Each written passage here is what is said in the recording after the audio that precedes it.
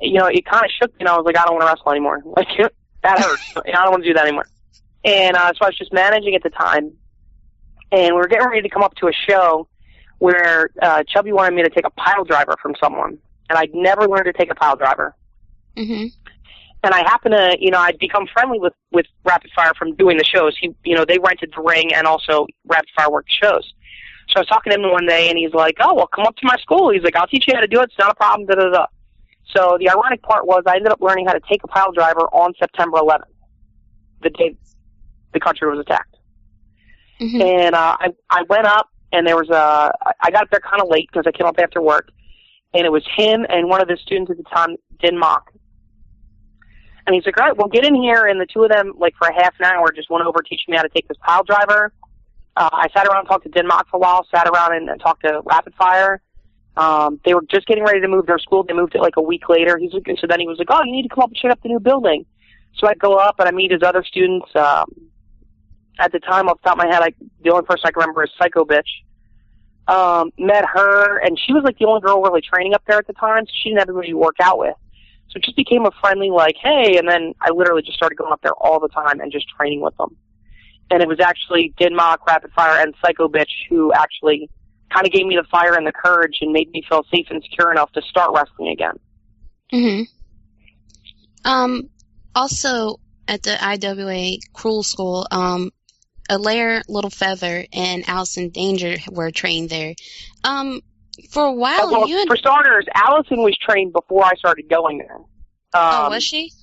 Yeah, she was trained there before I started going. When I started going up there, Allison was already trained and wasn't going there anymore.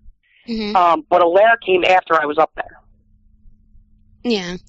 For a while, you and Alaire were feuding with each other in United Wrestling Alliance, and it initially started back in World Extreme Wrestling and tag team matches, and then it spilled over to there. And she had defeated you in a battle royal for the UWA Women's Championship, and then you eventually won the championship from her thanks to help from special guest referee in Tammy Sytch. And there was an assist there by Chris Candido on my win. And how did that match go? We had been working for is it UWF or UWA? I'm so bad with my letters, and it was so long ago. UWA. There you go, UWA. Mm-hmm. Which is run by Bandito Sr. If anybody's familiar with Bandito Jr., it's Bandito Jr.'s dad runs that company. And I loved working for that company. We started getting booked there. Me and Alaire started going over. They had us feud for the belt. Alaire won in the Battle Royal. And then, when Alaire won it, Bobcat was the special referee. And Candido was on the show, so Tammy was in the building. And I guess they asked Tammy if she would special guest ref the next show. She agreed. So we set up an angle on the first show where I, said Bobcat was a horrible ref, and, I got my own ref. And so literally driving to the show, I'm trying to think, how do we do this? And me and Chris were friends. Me and Candido were friends. And me and Tammy were friendly. And I said, I totally have to get Chris involved in this, because everybody knew at that time that Tammy and Chris were together. So we actually did it where, me and Alaire are wrestling, and Chris is the main event. And Chris comes out for the finish of my match, and he's yelling at Tammy about, he's got one boot on and just one sock on. And he's yelling at Tammy he can't find his other boot, and he's got to get dressed, and da-da-da. So he's quote-unquote distracting Tammy while I cheat behind her. And then she turns around in the nick of time to, catch me up, probably at a handful of tights. And then, Alaire rolls out of the ring and is complaining, and, Chris comes in, high fives and hugs me, which lets all the fans know that obviously we're working together. And, it was so great because Chris was always so willing to help anybody, do anything he could. He was a phenomenal person. I remember even being in there, and when the three of us were in there, and Alaire was on the outside, and he goes, "In a second, get out." And I said, "Okay." And he taunted Alaire and told her to get back in the ring. So she gets in the ring. Me and Tammy scoot out, and here he let her hit some move on him or something, just to be able to get him back. And he called it to her. That's how giving he was.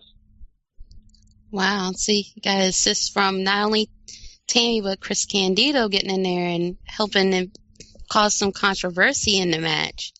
I'm going to jump around here. You were the first American to compete in the very first Canadian Elite 8 women's tournament back in 2005. Correct. Who else was involved in that tournament? There were 8 competitors. It was myself, 21st Century Fox, Crystal Banks, Misty Haven, Cherry Bomb, Chantel Taylor, who you guys might have known as Taylor Wilde. Mm-hmm. Who else was in that? I'm missing 2 girls. Dania. I can't think of the other person. Oh, Tiana Ringer. Tiana Ringer? Mm-hmm. We were the 8. Yeah. Did you enjoy that tournament? I loved the tournament as a whole. You know, for me, it was you know, just touching to be asked, you know, to compete. And I didn't even know I was the only American competing until I got there. Wow. The company was run by a worker by the name of Eddie Osborne. And I met, at the time, Eddie was dating 21st Century Fox. And I met them because we worked in a company in Buffalo called OSPW together, and me and Fox were feuding. And I always loved working Fox. We always worked very well together. So Eddie saw the chemistry that me and Fox had in the ring, and when he decided to do the Women's Elite 8, he said, you know, will you come up for it? And I said, I'd never worked in another country. I was like, absolutely. And he said, I'm going to have you work Fox. And I said, which is awesome, because I'd work 21st Century. To this day, I would work 21st Century Fox, you know, tomorrow morning at 3 a.m. on the corner if somebody booked it. So I said, you know, yeah, I would love to do it. And I got up there, and that's when I realized I was the only American. And Fox was the only person I knew of all the girls. I knew a couple of the guys that showed up to watch or whatever, but she was the only girl I knew. And I actually left that show. It was awesome. It was the same weekend as a OSPW show. Mm-hmm. And because I remember telling Eddie I have to be in the car by 4 to make it back to Buffalo, to get back into the country to Buffalo to make my other show. And I wrestled Fox in the first round of the tournament, and which must have started at like 2 or 2:30, something like that. So I lost to her, and then what he didn't tell me is the 4 losers from the first round were going to do a tag match in the middle of the show. And I said, okay, but I have to be in my car at 4, no ifs, ands, or buts about it. So it ended up being the tag match ended up being myself and Tiana Ringer against Crystal Banks and Cherry Bomb. This was when Cherry Bomb had just started working shows. Yeah. For anybody who's familiar with her. And I remember we're in the ring doing the tag match, and I'm beating up Crystal Banks, and there's a clock on the wall. And I look up at the clock on the wall, and it's 4 o'clock on the dot. And I start going home. I start taking it home. And Tiana's in the corner yelling at me. She's like, no, go longer. And I literally just look at her, and in front of all the fans, I go, no, it's 4 o'clock. I got to go. As I'm, like, hitting the finish. But I had a great time there. And I went back and did, like, 2 more shows for the same company.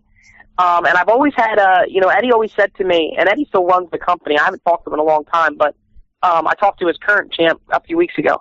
His current women's champ a few weeks ago. And, Eddie always told me, anytime you're up here, if I have a show, just call. You have a spot.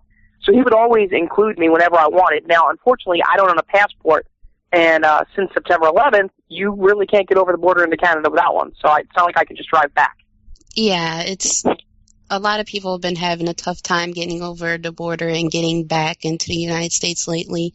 Like you mentioned, Cherry Bomb, that's when she initially just started out. And for people not familiar with Tiana Ringer, she worked the first early shows in Shimmer, and then shortly after she retired. And last year she returned to wrestle at NCW Femme Fatale show and hasn't been seen since. And since we're on the topic of Canada, have you ever thought about going up there to work for NCW Femme Fatales?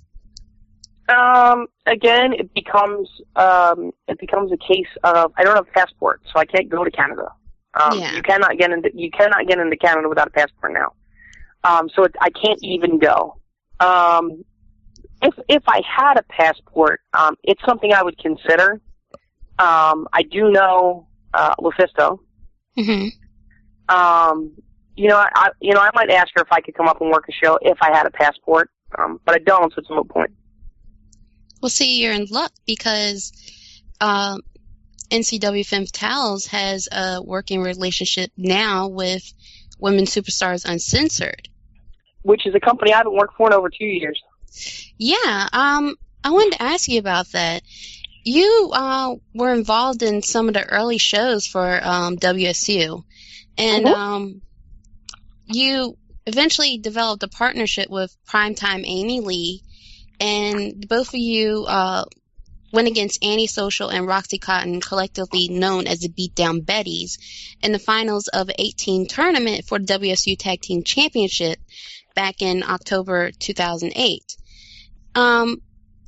Needless to say, you guys lost the match to Social and Cotton. And then at the next event, Amy Lee won the titles with Taylor Wilde. What happened there?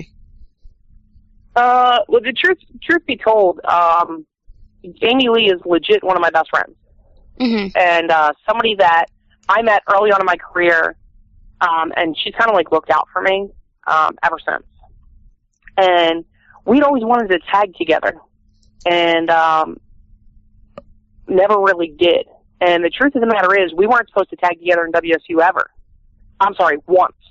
My first match when I ripped the ref shirt off and she was feuding with Angel, Orsini, and Mercedes, we were supposed to tag, but it wasn't supposed to be a permanent thing.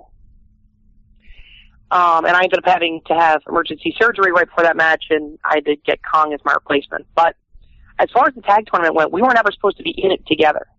It was supposed to be me and Alaire Littlefeather as Team Wigwam. Except Alaire had injured her neck, so Alaire couldn't compete, which is what finally came down to them pairing me and Amy up.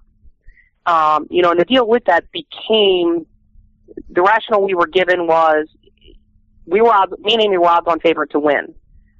And if they put the belts on us, who did they have big enough in a tag team capacity to beat us? So it made more sense for them to have us lose in the final round after wrestling 3 solid matches. The second, which was a match all over the building with me and Amy against Angel Orsini and Little Genie. It made sense for them to beat us in the finals versus put the belts on us, and then how do you realistically have them beat us later if we're fresh and it's only one match? So they had us beat us, they beat us in the finals of the tag tournament. And then I don't really understand the pairing of Amy and Taylor, how that kind of got thrown together. I have no idea. It just got, we kind of got there and it was like, oh, they're going to wrestle for the belts and they're going to win. And the whole time me and Amy kept saying, okay, but don't we automatically get a rematch, like the two of us? And that never happened, so. Yeah, I think the whole thing with Amy Lee and Taylor Wilde being thrown together was a last-minute change, because I remember that show and I was just like, wait, huh? It was just a little strange, and you guys never got your rematch for the championship. Exactly. And I know King asked in the chat room what it was like working with Amy Lee, and it's awesome getting to work with Amy Lee. It sucks if you're on the other side of the ring, and I tell everybody that I was the smartest human being ever, because the reason I chose Amy Lee as my tag partner is because I never wanted to be on the other side of the ring where she could hit me. Oh, no, I don't want to be on the other side of the ring of her or make her angry or nothing. Me and her worked one match against each other. Promoters had been asking us to wrestle each other for a while, and we just wouldn't do it. We had no interest in doing it. There wasn't enough money for us to do it. It came because we knew if it was me versus her the way that we are, it was going to be painful.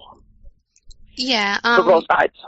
Yeah, because the first time I seen Amy Lee was back maybe a few years ago when she was working for Women's Extreme Wrestling, and I was just like, oh dear God, I would hate to be her opponent. Yeah, so we worked each other once for PW in Philly as a gift to the promoters who were friends of ours. We said, look, we're going to do it once. And literally 30 seconds in, she like tore the cartilage in my nose. Like I ended up like gushing blood out of my nose, and I mean it was just bad. So it was one and done, and yeah. But I loved getting to work with Amy, and Amy's actually retired. I still talk to her all the time. Promoters still try and book her even though she's retired. And it was funny. She said to me, the only way she would ever come back and wrestle another match was if somebody booked us as a tag team, because she loved when we were tagging together. But she really has no desire to come back and wrestle again. Promoters, you hear that? Book them. Tag team. Come on now. This is the only way you're going to get Amy Lee back in the ring. Amy Lee, even though she's great in the ring, and then I think another thing people like about it is just her personality. It's just so broad, and you never know what side you're going to get of her. That is her, though. Yes. Like, legit, that is her. Like, when it's me and her, like, just hanging out, like, the me and her you see, like, us joking around and being lewd and crude and, like, vulgar in the ring together, like, that chemistry you saw between us when we were together in the ring, it's the same way when we're, like, sitting on her couch watching Lifetime movies. It's the same thing. That's just, like, who we are. I remember a few years ago, Roxy Cotton had told a story about Amy Lee. They were coming back from a show, and they went through a drive-thru, and how she just went off on the guy. I was just like, I can so imagine her doing that. Mm-hmm.